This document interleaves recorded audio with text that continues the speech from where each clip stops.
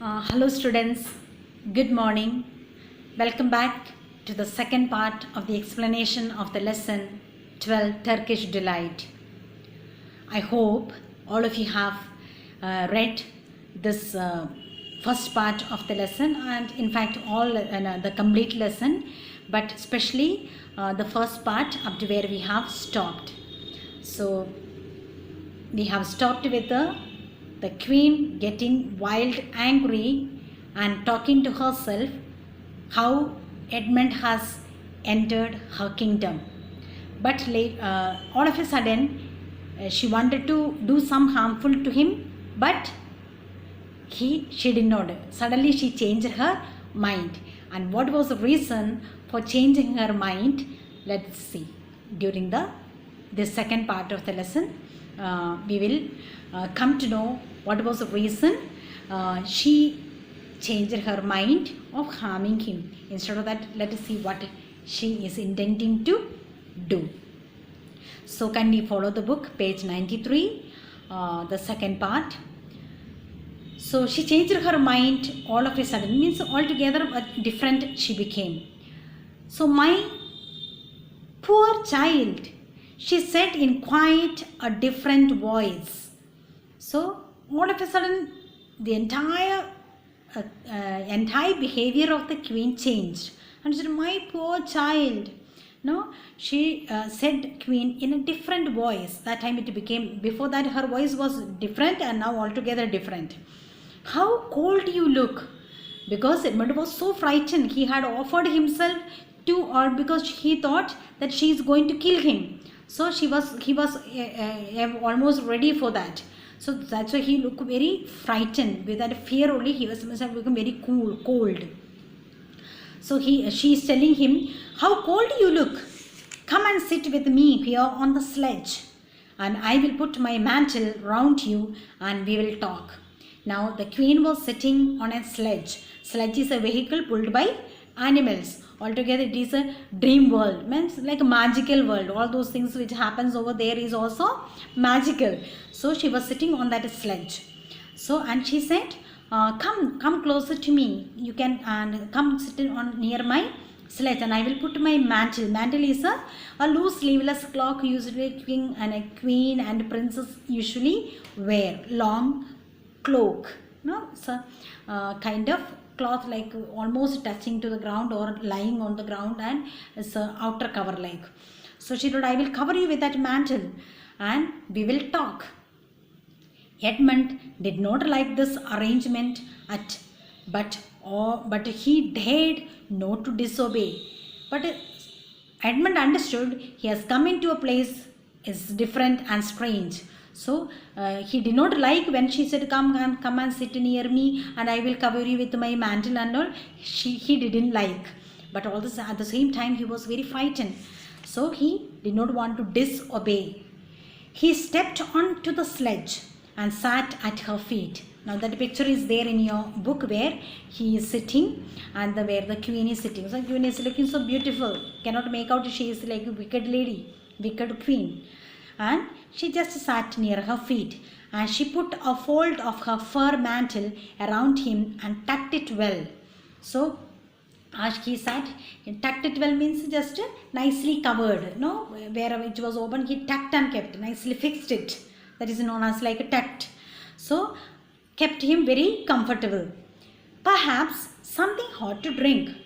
Now queen already has read the mind of the altogether. This boy is very frightened. So in order to pacify or not to make up, the queen asked, would you like to have something to drink, something hot?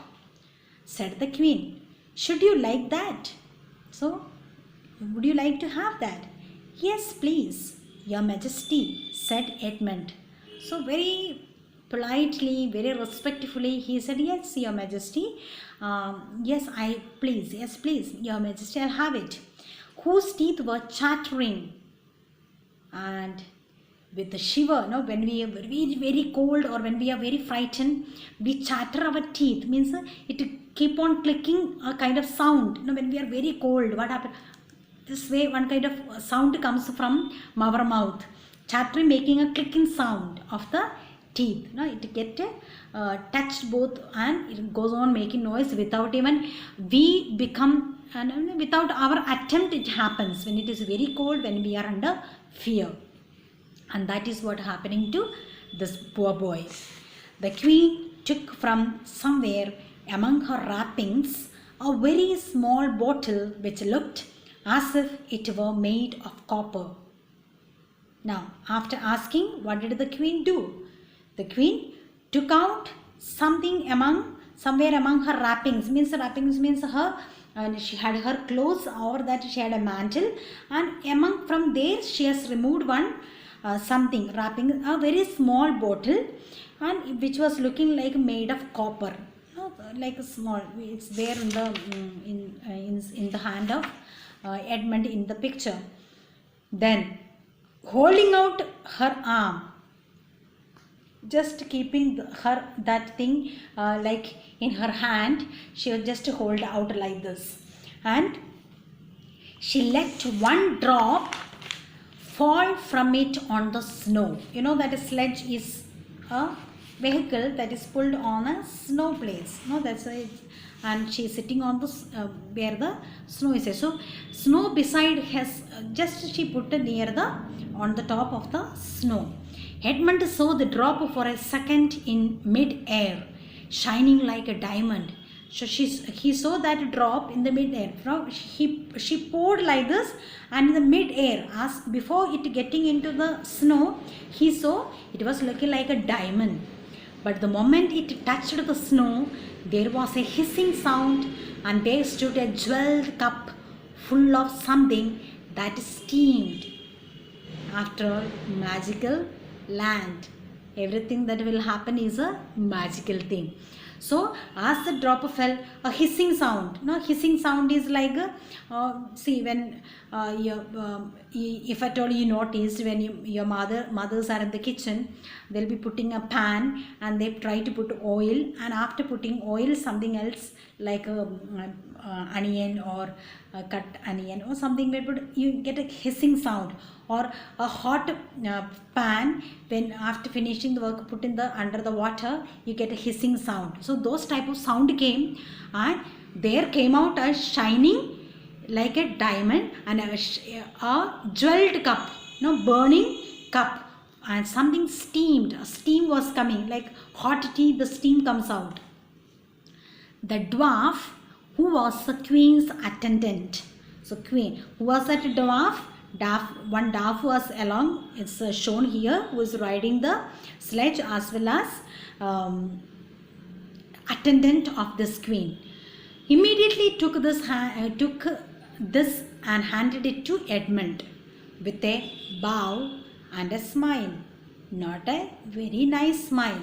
So Edmund noticed, as the dwarf picked up that particular dish or the jeweled cup, handed over to Edmund, he gave a smile, but he felt that was not something is little wrong, not very good smile, not very nice smile, because already this poor dwarf is aware of the wicked condition of this queen and her intention, but dwarf is not able to say something. So only just he smiled, and Edmund felt it was not a very good smile. Now you have a question here. Do you think that Edmund's encounter with the queen is strange? So this is for you to think. In the next part, in the beginning of the lesson, we shall discuss this. Okay. So we'll go ahead. Edmund felt much better as he began to sip the hot drink. So he accepted that hot drink, and he sip means one little at a time he started to drink. It was something he had never tasted before. It was something very strange. I told you, magical land, magical thing will happen. So, and it was very sweet and creamy, and he never ever tasted such a tasty thing. And it warmed him right down to his toes. And he was so cold, and he warmed up him nicely right from down to his toes, up to the down, from the head to the toes. He became warmed up after drinking that. It is rather dull to drink without eating, said the queen. Now the queen is continue the conversation. So she is telling, "Arey, this is very dull. Means it's not nice that without eating something we have to drink. No. So what would you like best to eat?" The next question from the queen was, "What would you like to eat? Now, what you prefer?" Students or children, what I want to tell you is, in order to get children in the hand of somebody, they offer a lot of eatable things because children are for it. They just fall on that. No, that's why I told you, your choice, your conviction, what you have to do outside your homes. Whether you are in the presence of knowing known people or unknown people, we should have a stand of choice. No, we should know what we have to do, what we should not do. So here the queen played the same trick, eatable things, no, mesmerizing or enticing, no, making happy the other party so that he can get the work to be done. So that is what the queen wanted exactly. As we go ahead, we will come to know. So she asked for a choice. "Turkish delight, please, your majesty," said Edmund. So the choice was given by the queen and choice is made by Edmund. He said, "Turkish delight." Now let's see what is a Turkish delight. It's explained here. A type of sweet made from jelly covered with sugar. Sometimes during the like in November or December something, you will get like orange shaped or apple shaped or any other fruit shaped jelly thing. It's like a little bit of sticky type. We get to buy with a different flavor, sometimes orange, sometimes apple, or so it's very nice to eat, and on the top of that sugar is there. So even it is available for us also, but it is not known as like a Turkish delight, but it has its own jelly toffees or jelly chocolates, we mentioned that. So those type of things. So he correctly selected that. So he said Turkish delight. Then said Edmund to the queen. So the queen let another drop fall from her bottle onto the snow. Again the same act the queen is doing. She again pulled out that particular small bottle. Again she put another drop into the snow. And instantly, at once, there appeared a round box. That time was one round box appeared here, tied with green silk ribbon, like a gift pack is there in the hand of the queen, and which when opened turned out to contain several pounds of the best Turkish delight.